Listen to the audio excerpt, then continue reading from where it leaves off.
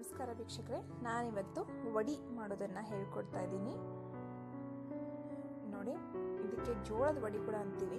2 cup ಜೋಳದ ಹಿಟ್ಟು, ಅರ್ಧ ಕಪ್ ಗೋಧಿ ಹಿಟ್ಟು, ಅರ್ಧ ಕಪ್ಪು ಕಡಲೆ ಹಿಟ್ಟು, ಅರ್ಧ ಕಪ್ಪು ಅಕ್ಕಿ ಹಿಟ್ಟು ತೊಗೊಂಡಿದ್ದೀನಿ. ಆಮೇಲೆ ಸೌತೆಕಾಯಿ ಹಚ್ಕೊಂಡಿದ್ದೀನಿ, 2 ಸೌತೆಕಾಯಿ, ಪುದೀನ, ಕರಿಬೇವು, ಹಸಿಮೆಣಸಿನಕಾಯಿ, ಈರುಳ್ಳಿ, ಕೊತ್ತಂಬರಿ ಇದಿಷ್ಟು ತೊಗೊಂಡಿದ್ದೀನಿ. ಇದನ್ನಿಷ್ಟು ನಾವು ಮಿಕ್ಸಿ ಮಾಡ್ಕೋಬೇಕಾಗತ್ತೆ.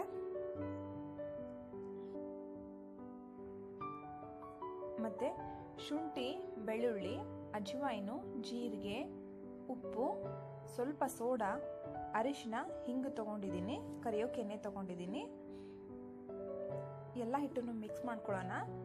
ತರಕಾರಿ ಮತ್ತು ಹಸಿ ಶುಂಠಿ ಬೆಳ್ಳುಳ್ಳಿನ ಪೇಸ್ಟ್ ಮಾಡ್ಕೊಂಡಿದ್ದೀನಿ. ಎಲ್ಲ ಮಿಕ್ಸಿಗೆ ಹಾಕ್ಕೊಂಡು ಹಿಟ್ಟಿಗೆ ಹಾಕಿ ಕಲಿಸ್ಕೋಬೇಕು.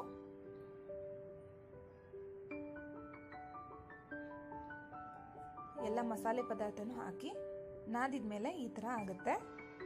ಇದನ್ನು ಒಂದು 10ರಿಂದ 15 ನಿಮಿಷ ನೆನೆಯೋಕ್ಕೆ ಬಿಟ್ಬಿಡಿ. ಆಮೇಲೆ ಒಂದು ಪ್ಲಾಸ್ಟಿಕ್ ಕವರ್ ಮೇಲೆ ಚಿಕ್ಕ ಚಿಕ್ಕ ಉಂಡೆ ಮಾಡಿಕೊಂಡು ಕೈಯಿಂದ ಒತ್ಕೊಳ್ಳಿ. ಸ್ವಲ್ಪ ದಪ್ಪಗೆ ಮಾಡಬೇಕು, ಅಂದರೆ ಚೆನ್ನಾಗಿ ಉಬ್ಬಿ ಬರುತ್ತೆ.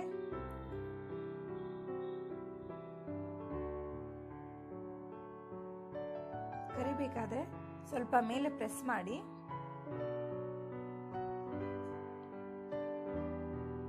ಇದ್ರ ಜೊತೆಗೆ ನಾವು ಮೊಸರು, ಶೇಂಗಾ ಚಟ್ನಿ ತಿನ್ನೋಕೆ ತುಂಬ ಚೆನ್ನಾಗಿರುತ್ತೆ.